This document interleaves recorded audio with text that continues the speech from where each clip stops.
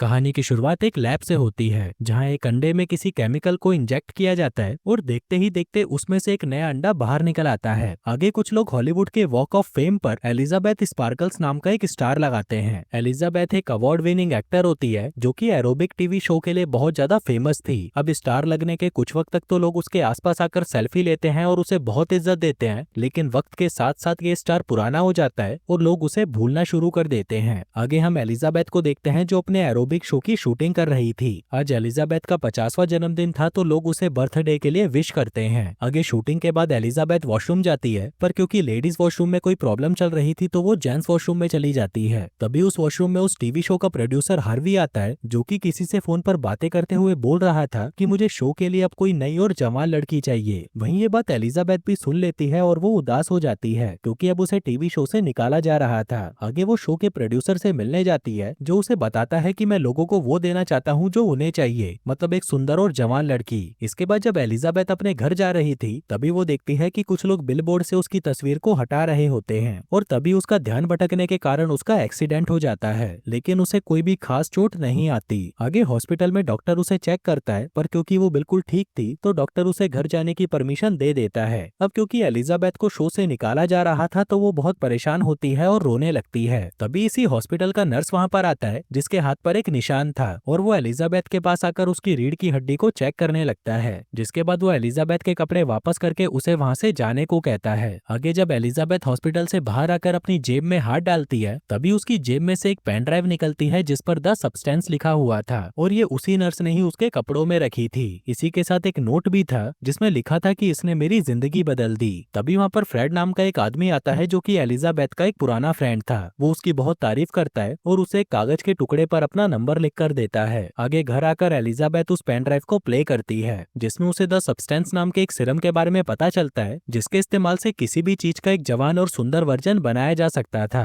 लेकिन ये सिरम दोनों वर्जन को आपस में जोड़कर रखता है और किसी भी हालत में 7 दिन में बारी बारी से दोनों वर्जन को एक्टिवेट करना होता है और अपने नए वर्जन को स्टेबल रखने के लिए उसे हर रोज एक सिरम का इंजेक्शन लगाया जाता है। अब एलिजाबेथ शुरुआत में तो उस पेन ड्राइव को निकाल कर फेंक देती है, लेकिन बाद में वो उस नंबर पर फोन करके कहती है कि मुझे वो सिरम ऑर्डर करना है और उन्हें अपना एड्रेस बताती है। वहीं वो सप्लायर तुरंत उसका एड्रेस नोट कर लेता है और उसे अपना एड्रेस बताकर कॉल काट देता है। अगले दिन एलिजाबेथ अखबार पढ़ते हुए देखती है कि टीवी शो में उसे रिप्लेस करने के लिए ऑडिशंस लिए जा रहे थे। उसी न्यूज़पेपर के साथ उस सप्लायर का एक एनवलप भी था जिसमें से एलिजाबेथ को एक लॉकर का नंबर मिलता है। आगे वो उस सप्लायर के दिए हुए एड्रेस पर जाती है जहाँ पर एक कमरे में कुछ लॉकर्स बने हुए थे। वहीं एलिजाबेथ अपने लॉकर में से एक बॉक्स निकालकर उसे घर ले आती है जिसे उस सप्लायर ने वहां पर रखा था। आगे वो उस बॉक्स को लाकर उसे ओपन करती है और देखती है कि उसमें कुछ इक्विपमेंट्स होते हैं जैसे कि एक सिरम और एक इंजेक्शन जिसे रोज एक ही बार इस्तेमाल किया जा सकता था। इसके साथ ही एक स्टेबलाइजर भी था जिससे खुद के नए वर्जन को हर रोज स्टेबलाइज करना था, वो भी खुद के पुराने वाले वर्जन की रीढ़ की हड्डी से सिरम निकालकर। इसी के साथ दोनों वर्जन को स्विच करने की इक्विपमेंट दी गई थी और दोनों वर्जन के लिए खाना दिया गया था। इसके बाद एलिजाबेथ खुद को वॉशरूम के शीशे में देखती है और कुछ देर सोचने के बाद वो उस सिरम को अपने अंदर इंजेक्ट कर लेती है। अब कुछ देर तक तो कुछ नहीं होता, लेकिन थोड़ी ही देर बाद उसका शरीर उसका एक नया वर्जन बनाने लगता है और तभी उसकी पीठ को चीरते हुए उसमें से एक लड़की बाहर आती है जो कि एलिजाबेथ का नया वर्जन होती है। अब थोड़ी देर तक तो वो अपनी खूबसूरती को निहारती रहती है और फिर वो अपने पुराने वर्जन की पीठ पर टाके लगाती है जिसके अंदर से वो बाहर निकली थी और इसके बाद वो अपने पुराने वर्जन को खाना देती है। फिर अगले दिन नहाने के बाद अचानक उसकी नाक में से खून आने लगता है। तभी वो जल्दी से अपने पुराने वर्जन की रीढ़ की हड्डी में से सिरम निकालकर खुद को लगाती है और तब जाकर उसे थोड़ा ठीक महसूस होता है। जिसके बाद वो उसी टीवी शो में ऑडिशन देने जाती है जहां से उसे निकाल दिया गया था और वहां जाकर वो उन्हें अपना नाम सू बताती है। अब क्योंकि वो बहुत ज्यादा खूबसूरत थी तो शो का प्रोड्यूसर तुरंत उसे शो के लिए साइन कर लेता है, लेकिन तभी वो शो के प्रोड्यूसर से कहती है कि मुझे हर हफ्ते अपनी बीमार माँ की देखभाल करने के लिए शहर से बाहर जाना पड़ता है। पर इसके लिए भी वो प्रोड्यूसर मान जाता है क्योंकि उसे सू किसी भी हालत में अपने शो में चाहिए ही थी। आगे वो सू को लेकर अपना एक नया शो बनाता है और देखते ही देखते एक हफ्ता निकल जाता है और अब उसके पुराने और नए वर्जन के बीच में स्विच करने की बारी आती है, जिसका मतलब है कि अब अगले एक हफ्ते के लिए एलिजाबेथ का पुराना वर्जन जिंदा रहेगा और उसका नया वर्जन बेहोश रहेगा। आगे एलिजाबेथ अपने नए वर्जन से उसका खाना कनेक्ट करती है और वापस अपने स्टूडियो में जाती है जहाँ पर वो प्रोड्यूसर उसे एक गिफ्ट देता है। कुछ दिनों बाद फिर से एलिजाबेथ को न्यूज़पेपर के साथ उसके सप्लायर का भेजा हुआ एनवलप मिलता है जिसमें लिखा हुआ था कि आपकी रिफिल किट आपके लॉकर में आ चुकी है। तभी एलिजाबेथ जल्दी से जाकर उस रिफिल किट को अपने घर ले आती है। फिर अगले हफ्ते जब सू जिंदा होती है तो वो अपने वॉशरूम की दीवार को तोड़कर एक कमरा बना देती है जहाँ पर वो अपने पुराने वाले वर्जन को छुपा कर रख सके।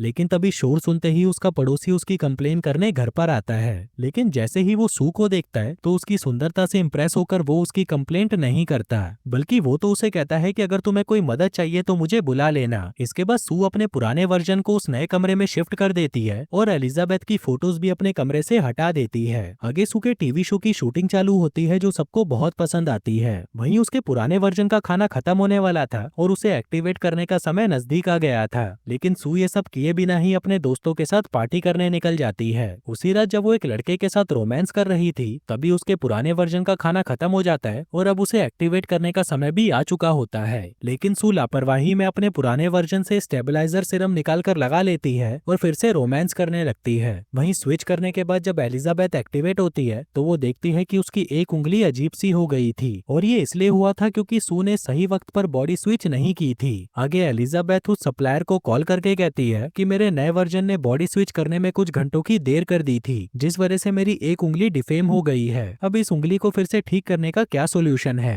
लेकिन वो सप्लायर उसे कहता है कि जो हो गया है अब उसको ठीक नहीं किया जा सकता और वैसे भी तुम दोनों तो एक ही हो। आगे एलिजाबेथ अपने लिए नई रिफिल किट लेने जाती है और फिर एक रेस्टोरेंट में जाती है। वहाँ पर उसे एक बुढ़ा आदमी मिलता है जिसके हाथ पर वही निशान था जो उस हॉस्पिटल वाले नर्स के हाथ पर था जिसने उसे वो पेन ड्राइव दी थी। दरअसल ये बूढ़ा आदमी उस जवान लड़के का पुराना वर्जन होता है। वो एलिजाबेथ से पूछता है कि क्या तुम्हारे नए वर्जन ने तुम्हें खाना शुरू कर दिया है, लेकिन वो उसे कोई जवाब नहीं देती और वहाँ से घर चली जाती है। आगे एलिजाबेथ घर आकर अपने पुराने सामान से फ्रेड का नंबर ढूंढती है जो उसे हॉस्पिटल के बाहर मिला था, जिसके बाद वो उसे कॉल करके मिलने के लिए एक रेस्टोरेंट में बुलाती है। लेकिन तभी बिल बोर्ड पर सू की तस्वीर देखकर उसका कॉन्फिडेंस ही खत्म हो जाता है और वो उससे मिलने नहीं जा पाती। आगे सू एक्टिवेट होने के बाद अपने शो की शूटिंग के लिए जाती है जहाँ अचानक उसके शरीर में से कुछ बाहर निकलने लगता है। वो जल्दी से वॉशरूम में जाकर अपनी नाभि के जरिए उस चीज को बाहर निकालती है। वो देखती है कि ये एक मांस का टुकड़ा होता है जो एलिजाबेथ ने खाया था। लेकिन तभी वो देखती है कि ये सिर्फ एक सपना था जो सू एक्टिवेट होने से पहले देख रही होती है। आगे वो शूटिंग के लिए स्टूडियो में जाती है जहाँ पर प्रोड्यूसर उसे बताता है कि तुम्हें न्यू ईयर पर होने वाले एक शो को होस्ट करने का मौका दिया जा रहा है जो कि आज से 3 महीने बाद है।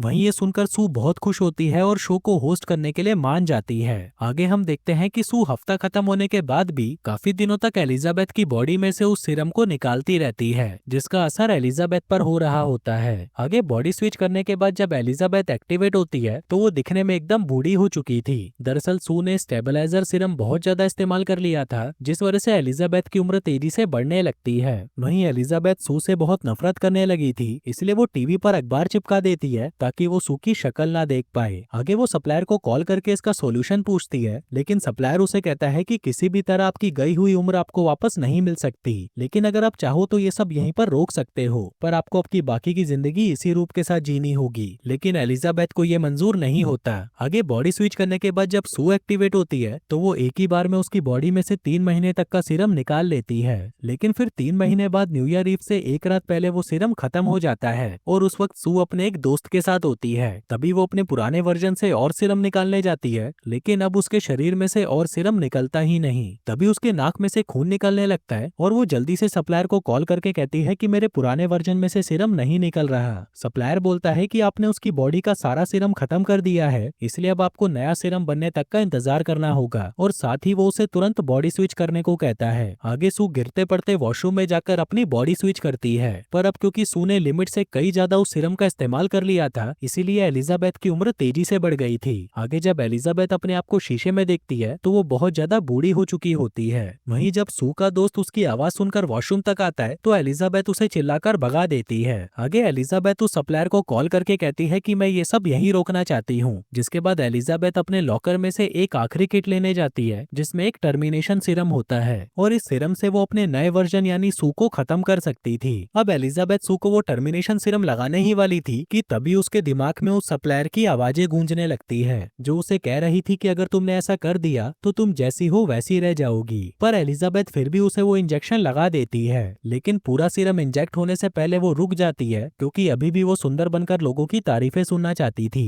जिसके बाद वो सू को जगाने की कोशिश करने लगती है, लेकिन जब सू नहीं जागती तो वो बॉडी स्विच करने की कोशिश करती है, पर इससे भी जब कुछ नहीं होता तो वो सू के दिल में नीडल लगा देती है जिससे सू भी अब एक्टिवेट एक्टिवेट हो जाती है। लेकिन जब वो देखती है कि एलिजाबेथ उसे मारने वाली थी तो वो गुस्से में एलिजाबेथ को ही मार डालती है। इसके बाद सू न्यू ईयर ईव के स्पेशल शो के लिए जाती है, जहाँ पर अचानक उसकी तबीयत बिगड़ने लगती है। वो जल्दी से वॉशरूम में जाती है, जहाँ पर एक के बाद एक उसके 3 दांत टूट जाते हैं। तभी उसे याद आता है कि उसके पास एक्टिवेशन सीरम अभी भी थोड़ा बचा हुआ है, जिसके बाद वो तेजी से अपने घर की तरफ निकलने लगती है। पर स्टूडियो से जाते हुए अचानक उसका एक नाखून और कान कटकर गिर जाता है। तभी सू जल्दी से घर आकर वो बचा हुआ एक्टिवेशन सीरम खुद में इंजेक्ट कर लेती है। पर क्योंकि उस सीरम को एक ही बार इस्तेमाल करना था, इसलिए इस बार उस सीरम का असर उस पर उल्टा होता है और तभी सू की पीठ को चीरते हुए एलिजाबेथ और सू का एक हाइब्रिड वर्जन बाहर आता है। आगे ये तैयार होकर और अपने चेहरे पर एलिजाबेथ के चेहरे का मास्क चिपकाकर न्यू ईयर ईव के स्पेशल शो पर जाती है, जहां माइक के पास जाते ही उसके चेहरे से वो मास्क गिर जाता है। अब उसका चेहरा देखकर सभी उसे मॉन्स्टर कहते हैं और इधर उधर भागने लगते हैं। तभी एक आदमी आकर बेसबॉल बैट से उस पर वार करता है, जिससे उसका सर धड़ से अलग हो जाता है, जिसके बाद उसके शरीर में से खून ही खून निकलकर फैलने लगता है। आगे एलिजाबेथ बाहर आने लगती है, पर तभी उसका शरीर नीचे गिरकर फैल जाता है। आगे उस तबाह हुए शरीर में से एलिजाबेथ का चेहरा उसके नाम वाले वॉक ऑफ फेम के स्टार पर जाकर रुक जाता है, जहाँ पर वो आसमान की तरफ देखते हुए स्माइल करती है और पिघल जाती है। फिर अगले दिन एक सफाई वाला उस स्टार को साफ कर देता है और दोस्तों इसी के साथ ही ये कहानी यहीं खत्म हो जाती है।